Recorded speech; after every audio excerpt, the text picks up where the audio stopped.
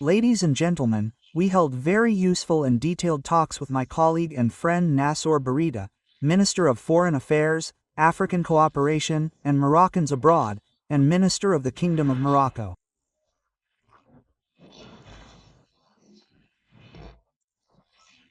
We firmly reaffirmed our commitment to continuing our joint work to further strengthen the traditionally friendly, trusting relations, the strategic partnership between our countries. We thoroughly examined current issues on the bilateral agenda. We briefly touched on trade and economic exchanges. We have a mutual interest in increasing trade turnover and exploring areas for mutual investment. We also share the view that the potential for practical cooperation in these areas is far from exhausted.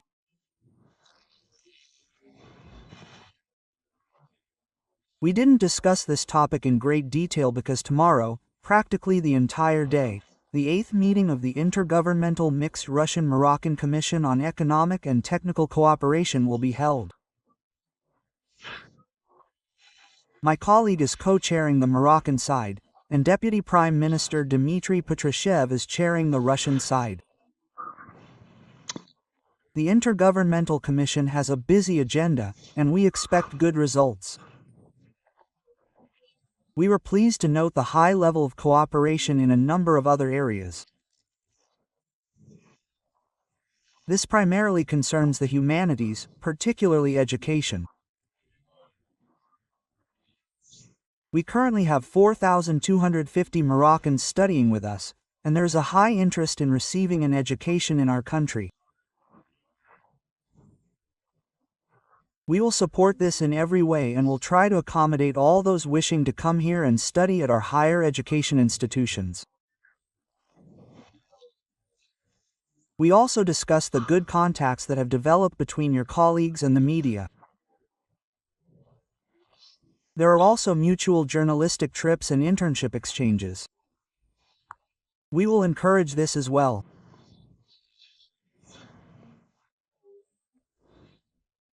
We have stable, trusting contacts between our foreign ministries, primarily at the UN, but also at other international venues, including the Russia-Africa and Russia-Arab League forums. We agree that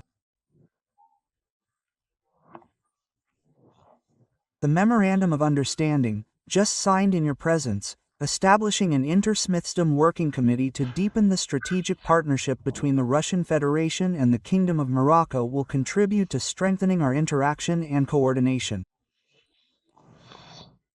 We exchanged views on current issues on the international agenda.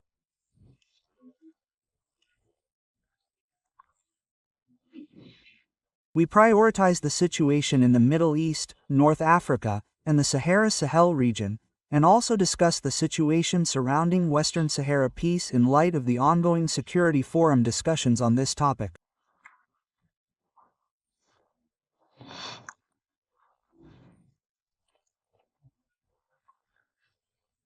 We reaffirmed our principled position in favor of resolving all outstanding issues and conflicts on the African continent, as in other parts of the world, exclusively through political and diplomatic means, based on the fundamental principles and norms of international law enshrined in the Charter of the United Nations.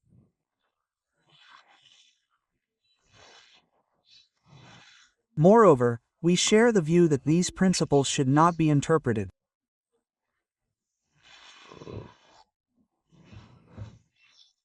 selectively, not like some dish you choose from a menu, but rather that the principles of the Charter must be implemented and respected in their entirety and interrelationships.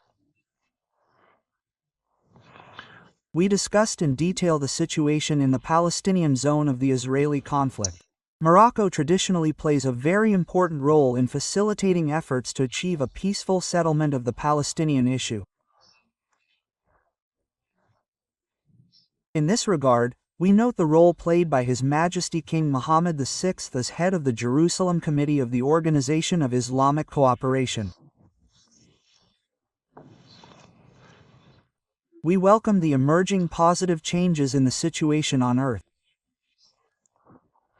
I'm referring to the Palestinian territories, particularly the Gaza Strip, which expressed satisfaction with the successful start of the implementation of the first phase of the agreements between Israel and Hamas on a ceasefire in the Gaza Strip and the exchange of prisoners.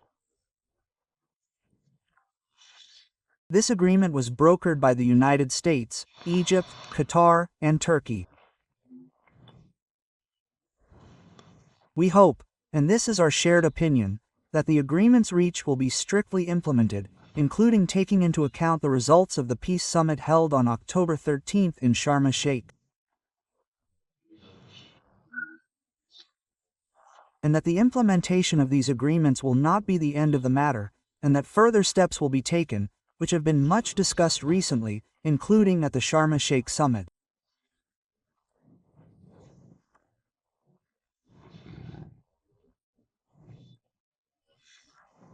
First and foremost, the ceasefire in Gaza must, of course, be sustainable to allow for the delivery of humanitarian aid and then the large-scale restoration of the Palestinian enclave's infrastructure, which was almost completely destroyed during the fighting.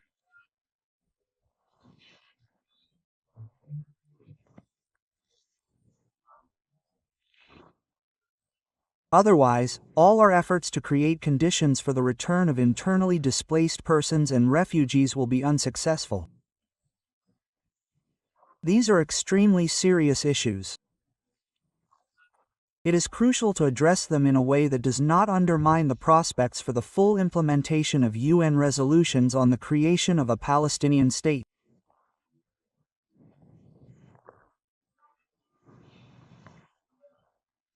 And to ensure that the processes currently underway, primarily those of a humanitarian nature, contribute to the creation of conditions for a political solution, a solution that will address the root causes of the Palestinian-Israeli and Arab-Israeli conflicts.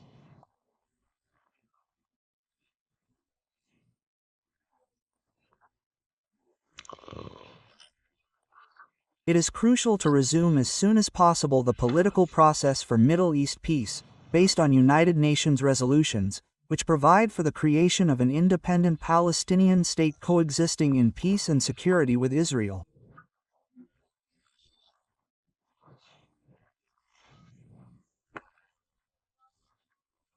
We expressed gratitude to our colleagues for their balanced, considered position on the situation in and around Ukraine.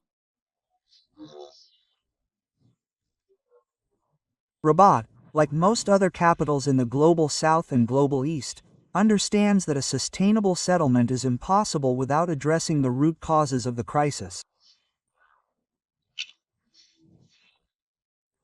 First and foremost, we are talking about the threats to Russia's security that NATO has been creating for many years by bringing its military infrastructure right up to our borders and using Ukraine as a springboard for threatening our country. Secondly, these are the most flagrant violations, including legislative bans on the rights of the Russian and Russian-speaking population of Ukraine.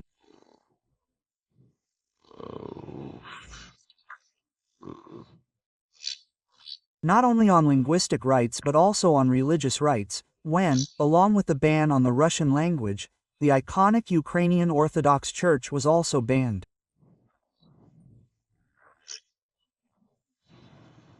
In conclusion, I would like to inform you that next year we will celebrate the 10th anniversary of the joint statement adopted at the highest level on deepening our strategic partnership.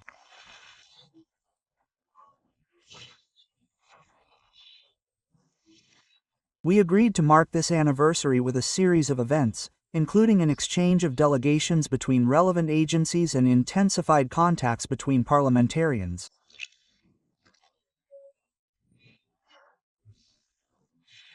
Our friends also supported the holding of Russian Cultural Days in Morocco. We will continue to maintain an active, trusting dialogue. I once again thank my friend and colleague and am pleased to give him the floor.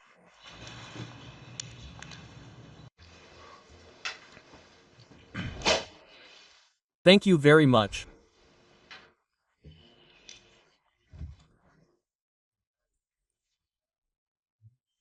We held the first part of our in-depth and productive dialogue with my friend and colleague, Sergei Viktorovich Lavrov, Minister of Foreign Affairs of the Russian Federation.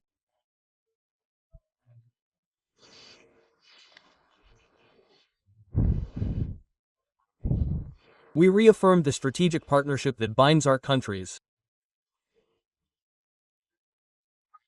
This is also the position of the King of Morocco. He values this relationship, as well as the relationship he shares with Russian President Vladimir Vladimirovich Putin. We have a truly fruitful and positive relationship.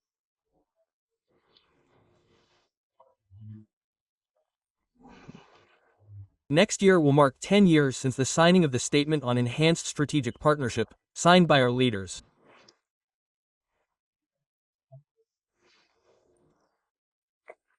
This will be a good opportunity to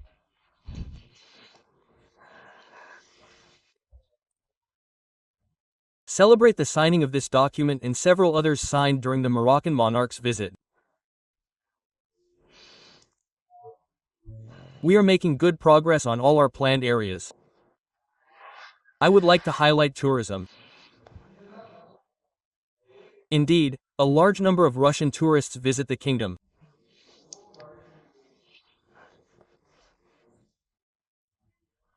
Weekly flights have also been launched between Casablanca and Moscow. This is a positive factor in the development of tourism. We will also launch flights from Casablanca to St. Petersburg to support the ongoing development of the tourism sector.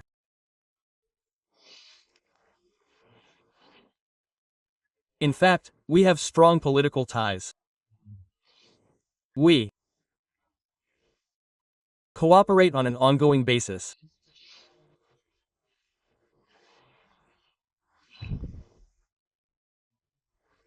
And I believe that after signing today's document, we will be able to make these ties more nuanced and formal. I am referring to consultations between the two countries' foreign ministries. We are well aware that the Russian Federation plays an important role on the international stage and is involved in various matters. Therefore, we attach great importance to our dialogue with the Russian Federation. We know that our cooperation is not directed against anyone. It is aimed solely at promoting peace, be it in the Arab world, the Arab region, or Africa. We always welcome the positive influence that Russia has on resolving the many problems in these areas. This undoubtedly contributes to strengthening stability and security in these regions. Tomorrow will be the 8th meeting of the Intergovernmental Commission on Political Consultative Cooperation. And Dmitry Patrushev, who heads the Russian side in the Intergovernmental Commission, will meet with me. We will discuss economic issues and how we can move forward in this area. The Intergovernmental Commission is truly an important element of bilateral cooperation. This affects issues including humanitarian issues, education, and other areas. Tomorrow, we will look at how we can intensify our work within this framework and make serious decisions. And also next year, 2026, we will actively work to strengthen our bilateral cooperation. We will also organize visits of relevant ministers between our countries. We will support cultural events that we will hold both here and in Russia.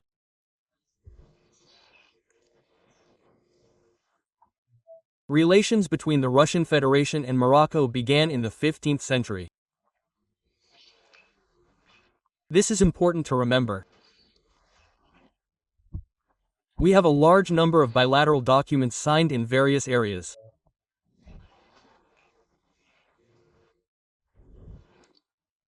Perhaps, we have not signed such a large number of documents with other countries. Indeed, this is a wealth of experience that must be preserved and expanded. We have excellent ties between business representatives. We discussed regional and international issues.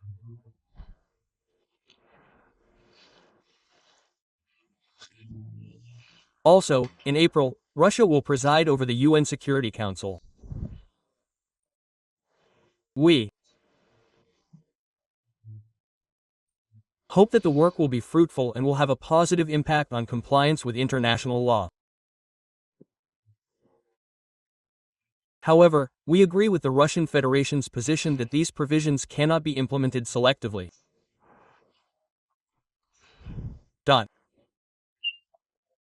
Many changes have occurred over the past 50 years. These must be taken into account in our work, including at the UN.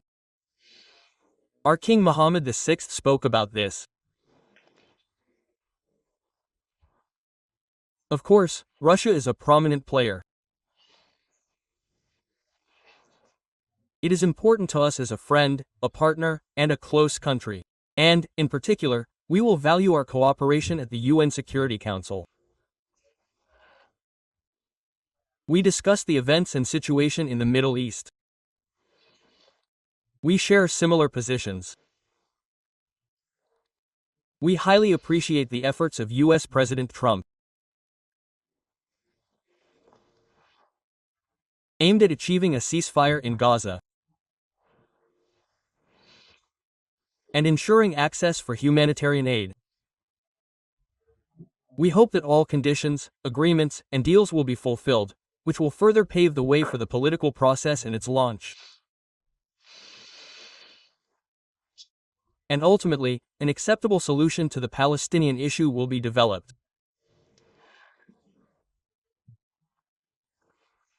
The King of Morocco believes that the two-state solution is the only viable solution to the Palestinian issue, with the creation of an independent Palestinian state with its capital in East Jerusalem within the 1967 borders.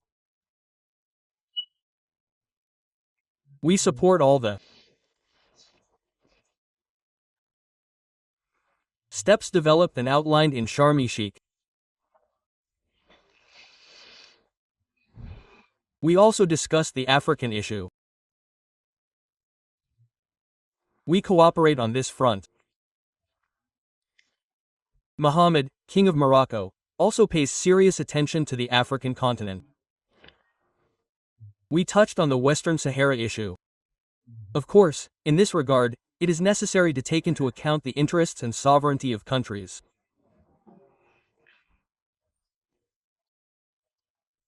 And we are in no way prepared to listen to prescriptions imposed from outside, particularly by former colonial countries.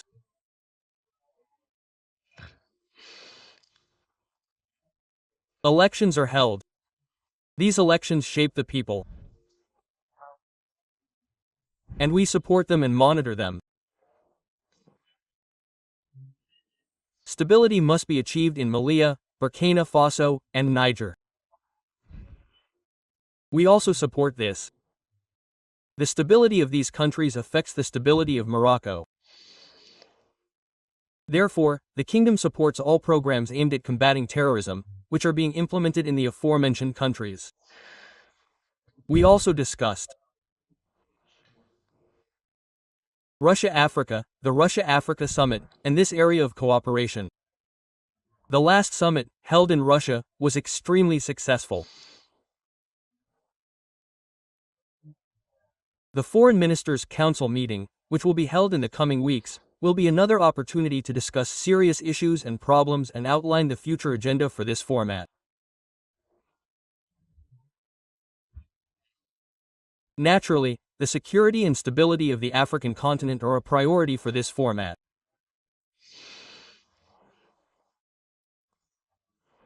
Morocco and Russia are committed to building a multipolar and just world.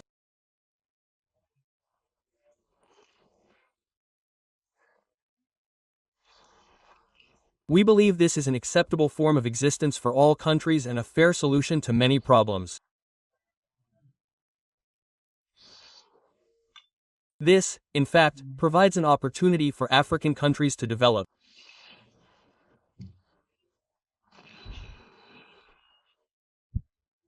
We understand that such a world structure will benefit everyone. I am grateful for the fruitful dialogue with my colleague Sergei Viktorovich Lavrov. I hope that he will visit us in Morocco. We will be happy to host him.